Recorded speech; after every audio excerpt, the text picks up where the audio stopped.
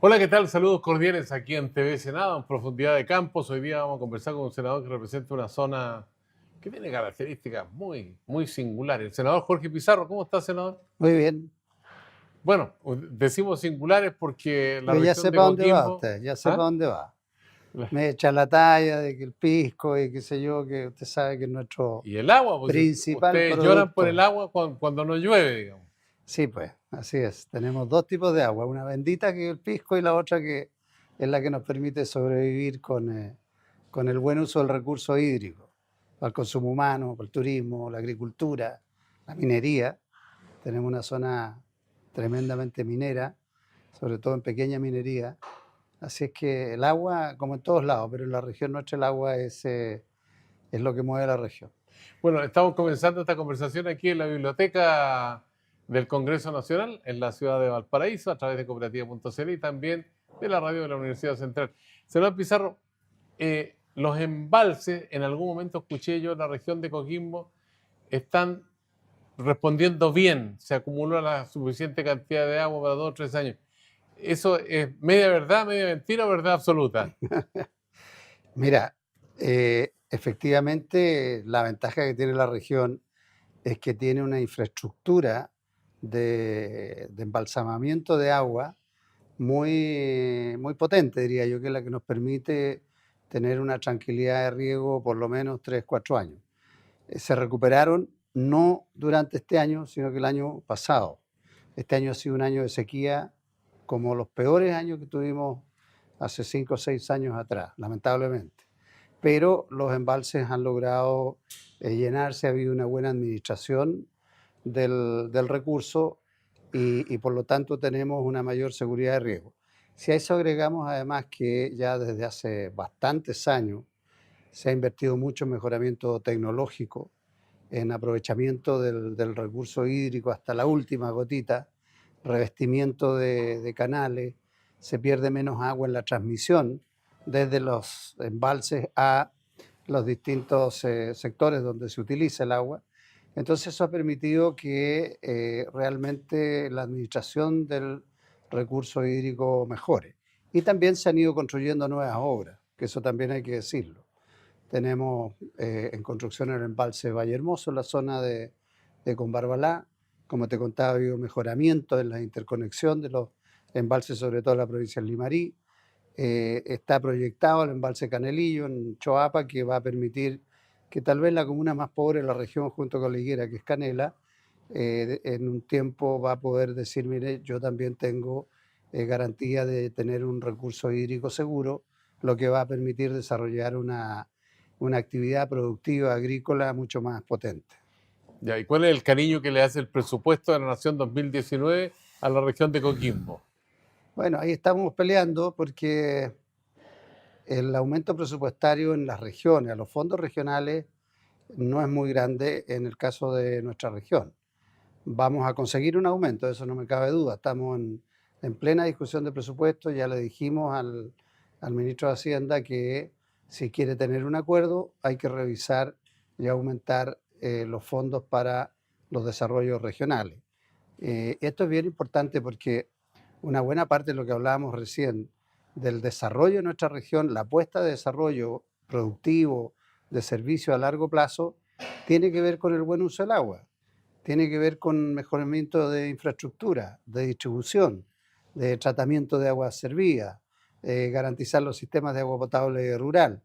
La ventaja es que los proyectos ahora de embalses más pequeños tienen un alto contenido social porque, por ejemplo, en Valle Hermoso va a garantizar que al menos 26 sistemas de agua potable rural del sector de secano van a tener seguridad. Y eso evita, Sergio, el que se esté repartiendo el agua en camiones aljibe a un costo altísimo desde el punto de vista económico. ¿Hay zonas todavía que reparten Sí, agua con camiones sí, de aljibe? absolutamente. En todo el país está pasando eso. El fenómeno del cambio climático ha obligado a que en muchas zonas se tiene que repartir el agua potable a través de camiones de aljibe, un costo altísimo. Una Además, un cosa, costo para la salud también, un riesgo. un riesgo enorme y una disminución de calidad de vida. Tuvimos una reunión de trabajo con el actual ministro de Obras Públicas, el director de Obras Hidráulicas, justamente hablando de estos temas, porque ellos están están por darle continuidad a lo que ya el gobierno anterior hizo en materia de ir consolidando sistemas de agua potable rural, garantizándole sus fuentes de agua, asegurándoselas y evitando entonces que se siga entregando agua en camiones de aljibe. El ahorro que se genera al no tener que estar distribuyendo en agua en esos camiones de aljibe permite hacer inversiones en infraestructura para este tipo de servicios de agua potable.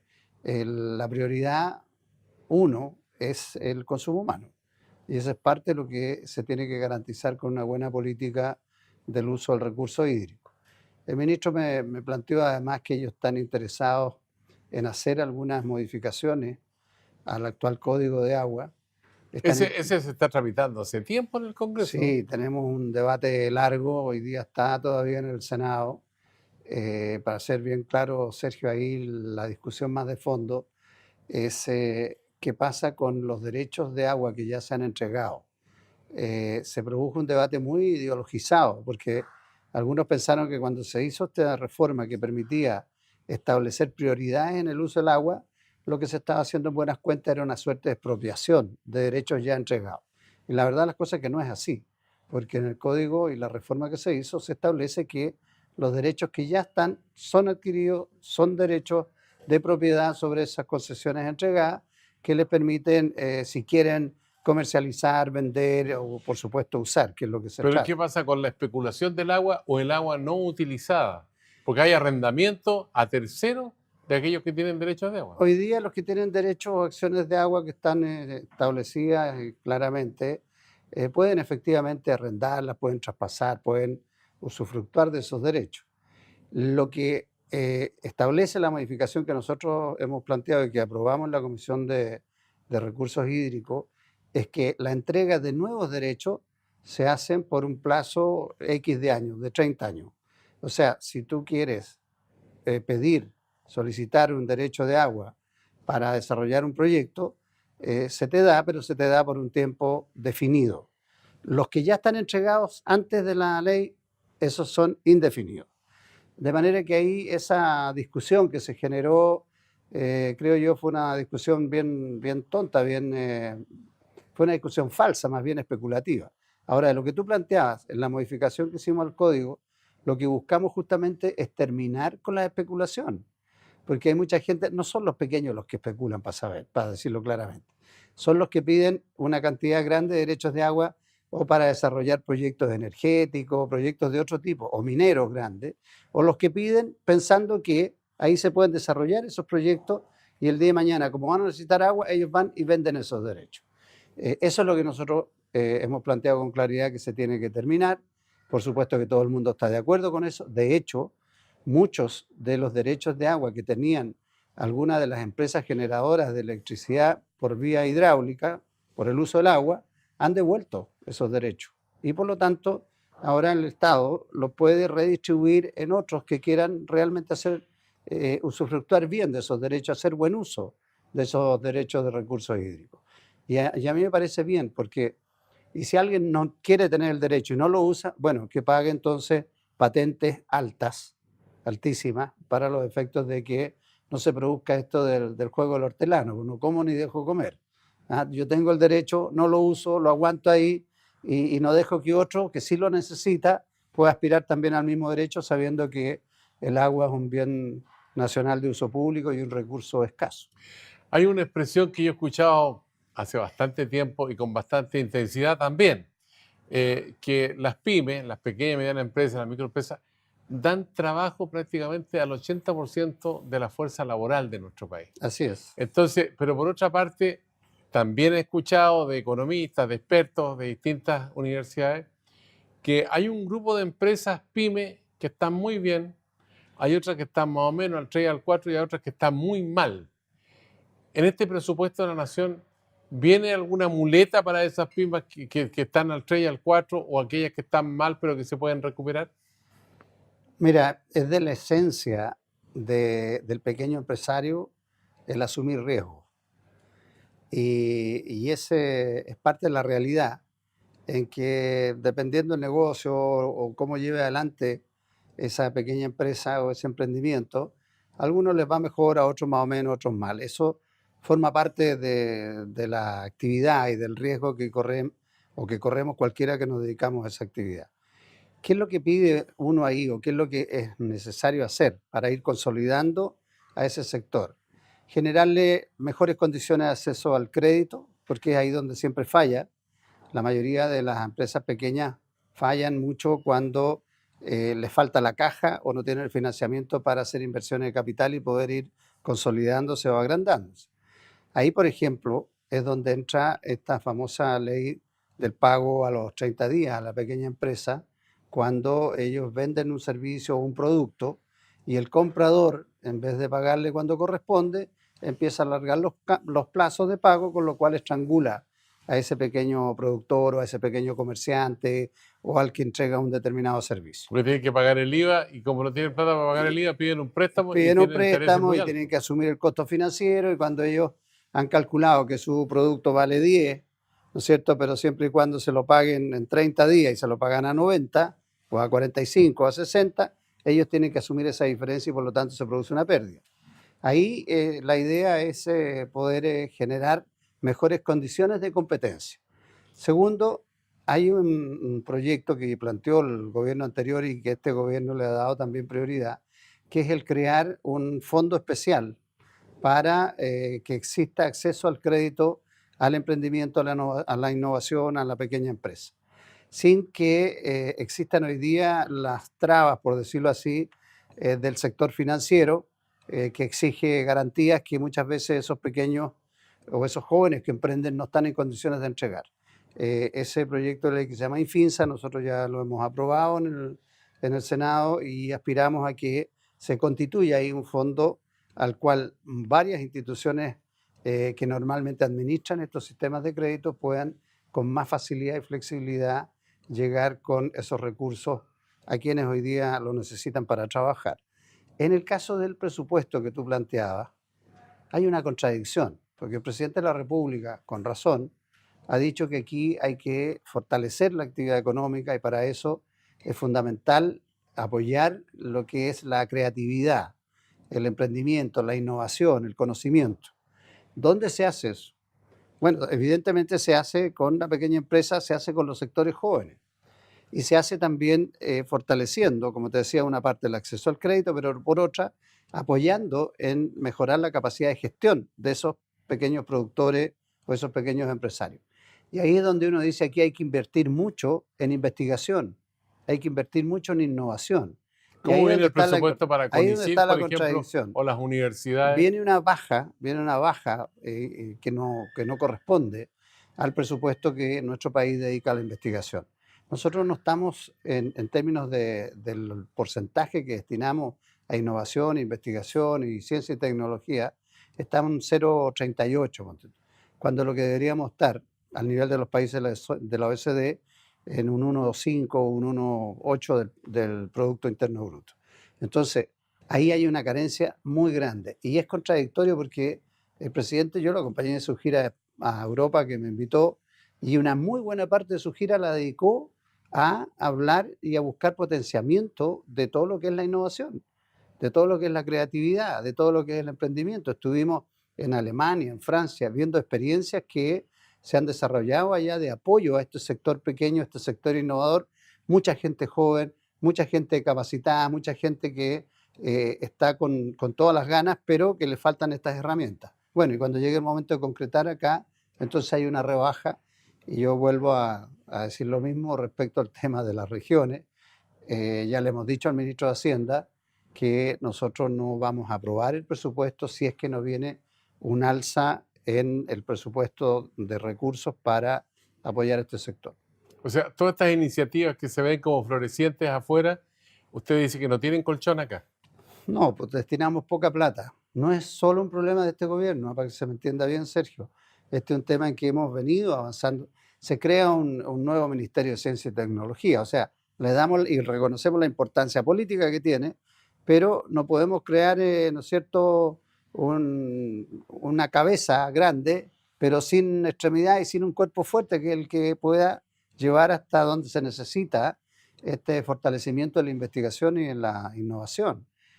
Por eso es que insistimos que tiene que haber más recursos y a propósito de lo que tú planteas, también estamos solicitando un aumento a las universidades estatales para que hagan investigación.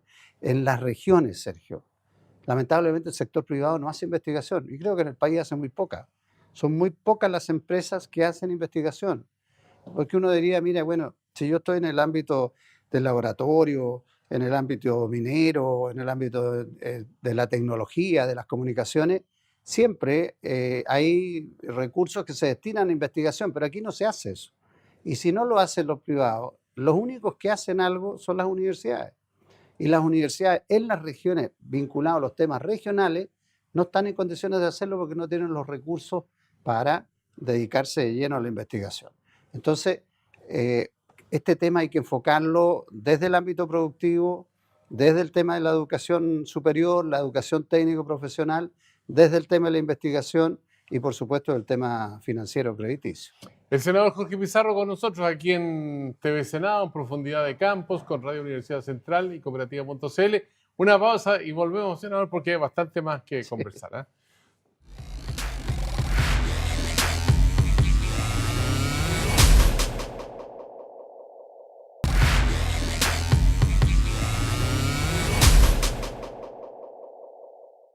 Ya estamos de vuelta con el senador Jorge Pizarro, militante demócrata cristiano, senador de la República, representa la región de Coquimbo, pero está aquí en el Senado luchando por el presupuesto, pero además preocupado de las relaciones internacionales. ¿Cómo está el mapa en América Latina con esto de Bolsonaro que ha provocado una especie de explosión? Porque, bueno, Brasil es la nación atlántica más poderosa, digamos, tiene 200 millones de habitantes. ¿Cómo le viene eso a Chile en el contexto latinoamericano, con un Macri a la derecha, Piñera a la derecha, el gobierno colombiano a la derecha, en el Perú también? A ¿Cómo la ve el derecha. mapa usted? Está revuelto, fíjate, como nunca. Yo te diría que hace unos 4 o 5 años atrás era impensable un escenario como el que estamos viviendo, no tanto por el sesgo ideológico político que puedan tener algunos de los gobiernos de la región. Digo que está revuelto porque hay inestabilidad, hay situaciones de crisis institucional en países tan importantes como el de Brasil. En Argentina hay una crisis económica y social que está golpeando fuerte también. En Perú yo me alegro que haya subsistido el sistema institucional, pero no hay que olvidarse que en Perú de los últimos 5 o 6 presidentes, salvo el actual, están todos los otros o presos o sometidos a procesos con cargos gravísimos. En Ecuador se ha producido también un quiebre del proceso que se llevaba adelante por parte del presidente Correa con el actual presidente Lenín Moreno. Están retomando, yo diría, un cauce de mayor normalidad. La situación que planteas tú de Colombia con la nueva asunción del nuevo presidente es avanzar hacia un sesgo mucho más complejo, porque por un lado está, como quien dice, renegando de todo lo que fue el plan de pacificación de Colombia y por otro lado está con una visión mucho más proteccionista. Venezuela, ni hablar, es una situación ya terrible. Uno podría decir que estabilidad así en serio ve en Chile, ve en Bolivia y tal vez en Ecuador más o menos. Paraguay también tiene sus vicisitudes y Uruguay, por supuesto. Brasil es el gran fenómeno que puede generar cambios por la influencia, como bien decías tú, que tiene en el resto de la América Latina. ¿Y por qué se produce en Brasil? Porque aparte de la crisis institucional, de cambios de presidente, con el retiro de Dilma Rousseff, la asunción de Temer que ha logrado sobrevivir, pero yo te aseguro que apenas entregue el gobierno va a estar con más problemas que Lula. En la situación del mismo Lula, la aparición de este fenómeno de nacionalismo, chauvinismo, conservadurismo ultrans, que es sumamente peligroso porque una mezcla además de populismo no garantiza que vaya a mejorar la situación económica. Brasil es un país que ya lleva 5 o 6 años prácticamente o con crecimiento negativo o estancado, y eso es evidente que genera una situación sociopolítica muy, muy compleja. Si nos vamos más al norte, Centroamérica, salvo Panamá y Costa Rica, también está en una situación muy convulsionada.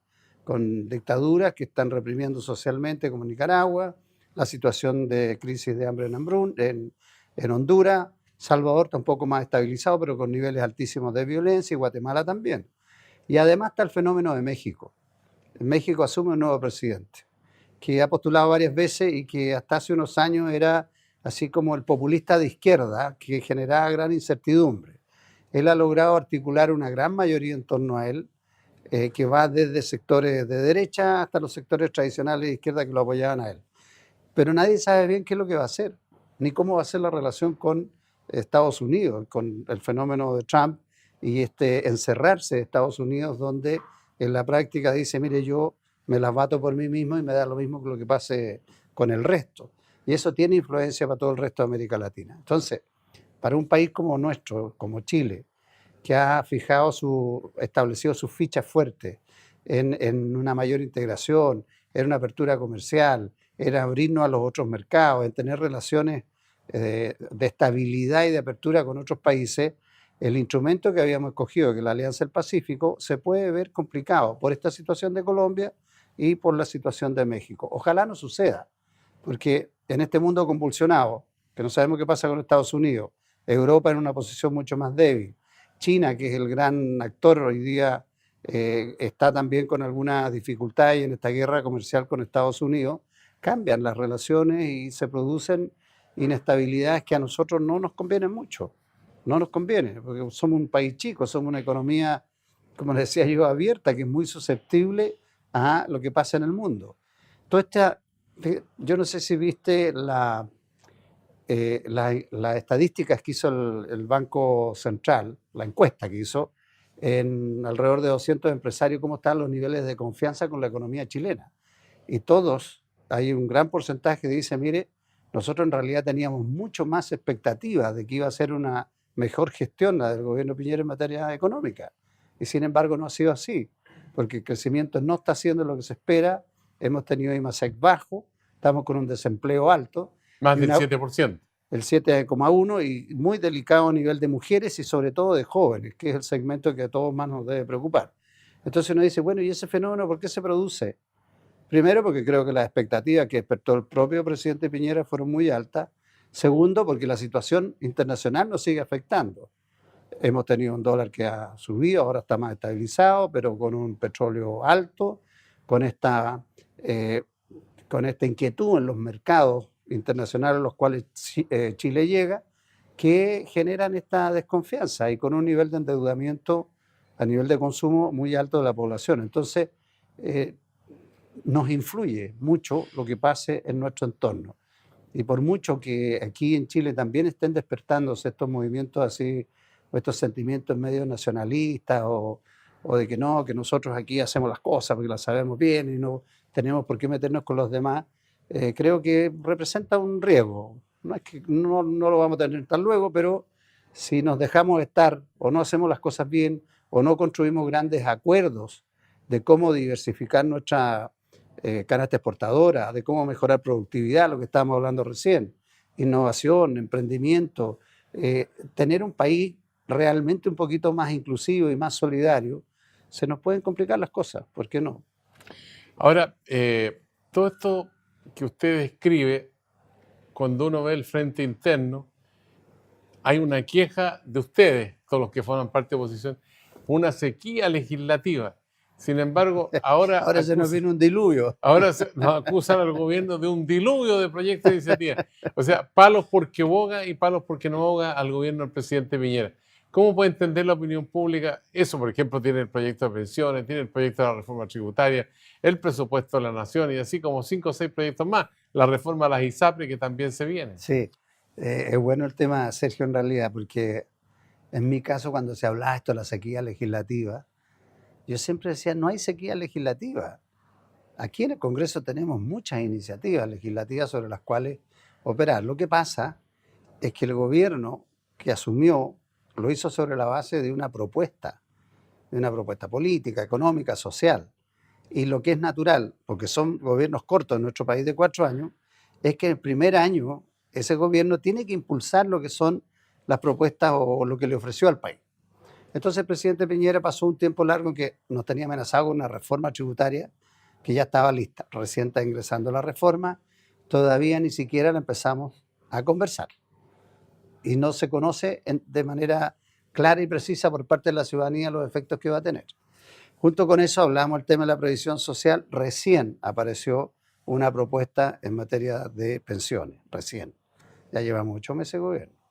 Estamos hablando en todos los temas que tú estabas planteando, entre medio la discusión del presupuesto y en fin. Y a mí me parece bien porque estos temas están todos ligados.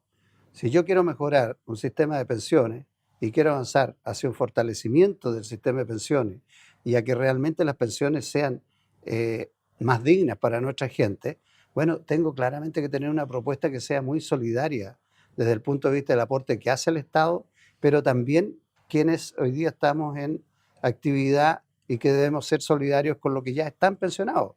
Porque si no, esta propuesta que se ha presentado es solo para 30, 40 años más y la esperanza de mejoramiento. ¿Y qué pasa con los de ahora? No me estoy refiriendo a la pensión básica solidaria porque a esa viene una propuesta de un 10% que una vez que se apruebe por lo menos va a tener una concreción rápida. Estoy pensando en todos los otros sectores medios, lo que llamamos los sectores medios. Entonces, uno dice, bueno, a lo mejor aquí hay que tener recursos. ¿De dónde sacamos los recursos? La reforma tributaria. La reforma tributaria que plantea el presidente Piñera se supone que no aumenta recursos, al revés. Va a tener una disminución porque hay una rebaja a los impuestos a las grandes empresas. Algunos dicen, vamos a tener menos ingresos por 800 millones de dólares. Y por otro lado, entonces, ¿de dónde voy a sacar los 1.000 o los 3.500 cuando esté en régimen para la reforma de pensiones? Entonces, el debate, creo yo, hay que hacerlo de manera más integral. Por eso es que a mí no me complica tener estos 3, 4 grandes proyectos en el Congreso discutiéndolos simultáneamente, porque tiene que haber un acuerdo en estas materias que le dé legitimidad hacia adelante. Ningún gobierno puede pensar que va a estar haciendo reformas tributarias cada 4 años. O sea, cambiamos el gobierno, hacemos una reforma tributaria. ¿Para qué? Para conseguir financiamiento. ¿En qué? Bueno, estamos implementando las normas en educación, estamos implementando todo el nuevo sistema de educación pública, estamos implementando la descentralización del país, que requiere también de recursos, y esto hay que verlo en su conjunto, con una mirada más integral. Cada gobierno tiene su sello, cada partido, cada liderazgo tiene sus prioridades, pero en algunas cosas que son más estructurales, si no construimos una base sólida, entonces vamos a estar así cambiando por un lado y para otro y nunca poder concretar una política permanente que sea más consistente para mejorar la calidad de vida de la gente. ¿Qué tan cierto resulta el hecho de que la integración impositiva entre las empresas y los particulares que forman parte de esas empresas favorece al 1% más rico del país? Bueno, ese es parte del cuestionamiento que se le hace a la propuesta, porque es evidente que conceptualmente la reforma tributaria que hizo la presidenta Bachelet lo que buscaba no solo es generar más recursos, sino que hubiera una mayor justicia o mayor equidad en el momento de aportar con los impuestos. Y esto, en términos simples, mire, los que ganan más tienen que aportar un poco más. Así de simple. ¿Para qué? Para que los que ganen menos puedan tener, ¿no es cierto?, un apoyo solidario en todas estas áreas de las que estamos hablando. La prioridad era educación y la otra prioridad es pensiones. En eso no creo que haya dos puntos de vista distintos. Otra cosa es cómo implementamos estos recursos. ¿Cuál es el argumento del gobierno? Es decir, mire, con esa reforma lo que estamos haciendo es desincentivar que los que tienen capital o los que tienen recursos para invertir no lo inviertan porque les van a cobrar muchos impuestos. En términos sencillos estoy hablando. Bueno, pero hoy día tenemos un gobierno que se supone que les da todas las garantías del mundo y mayor inversión en el país no tenemos. Y los inversionistas nuestros chilenos no están invirtiendo en nuevas cosas en Chile. ¿De atracción de capitales del exterior? La mayoría de la gente está invirtiendo fuera. Los inversionistas chilenos, la gente que tiene capital chileno está invirtiendo fuera, en otros países. Entonces uno dice, bueno, ¿y por qué no tienen confianza en invertir en su propio país? Eso es lo que se empieza a producir como disyuntiva o como diferencia de enfoque entre lo que puede ser un instrumento tributario, porque las leyes tributarias son instrumentos que tienen que estar al servicio de una causa. Esa causa es tener los recursos para que el Estado funcione y funcione bien para beneficio de las personas. Y entonces el tema es cómo recaudar más, cómo ser más eficiente sin afectar el desarrollo de la economía, sin afectar la estabilidad, sin afectar lo que es el desarrollo de cada una de las personas en el nivel en que lo haga. Por eso te decía yo que las certezas que tienen que generar las normas tributarias, ojalá se mantengan mucho tiempo. Ojalá todo el mundo sepa cuáles son las condiciones y que no va a haber cambio, porque eso es lo único que te permite pensar en que si yo invierto con estas condiciones no me la van a estar cambiando cada 2 o 3 años, lo que genera incertidumbre o inestabilidad y dice, mira, aquí el riesgo es muy alto, si tengo una luquita la llevo para otro lado. Ese es el debate en definitiva que necesitamos tener acá en el país y yo creo que el llamado nuestro siempre tiene que ser a, como decía recién, yo no me canso de decir que aquí lo importante es que en estas materias necesitas tener acuerdos más importantes, no estar supeditado a que se produce un cambio de gobierno. Imagínate cómo estarán en Brasil. Se van de un extremo al otro. Y la gente que está en Brasil, el brasileño medio dirá, bueno, ¿cómo me va a resultar este personaje con un modelo completamente distinto que dice que va a hacer todos los cambios del mundo? A lo mejor es positivo, pero para que se sostenga en el tiempo va a requerir también de un acuerdo mínimo con los que ganaron obviamente la elección y también con los que perdieron. Porque Bolsonaro sacó una muy buena votación, pero igual hay un 45 o 47% de los brasileños que tomó otra opción muy diferente. Entonces el país, en vez de ir siendo inclusivo o ir siendo, ¿cómo se puede decir?, más cooperativo, potenciándose entre uno y otro, aunque pensemos distinto, se va polarizando y la división nunca es buena para ninguna sociedad. Se nos pasó volando el tiempo, senador Jorge Sentados Pizarro. por lo menos acá, Sergio. Sí, ¿Ah? por lo menos estábamos Por sentados. lo menos estamos aquí Eh, en terreno firme, en esta Latinoamérica tan revuelta. sí, pues Por queremos, eso es que hay que valorar mucho lo que estamos haciendo nosotros en Chile, más allá de nuestras diferencias. La gente cuando sale afuera dice, oye, en realidad nosotros tenemos un buen país y tenemos que cuidarlo y tenemos que mejorarlo. senador Jorge Pizarro, muchas gracias por conversar Gracias con a ti. nosotros. A usted allá en la región de Coquimbo, en todo el país, en el lugar que se encuentre, también le agradecemos la sintonía a esta profundidad de campos desde la biblioteca del Congreso Nacional aquí en Valparaíso, a través de Radio Universidad Central también y cooperativa.cl. Será hasta la vista.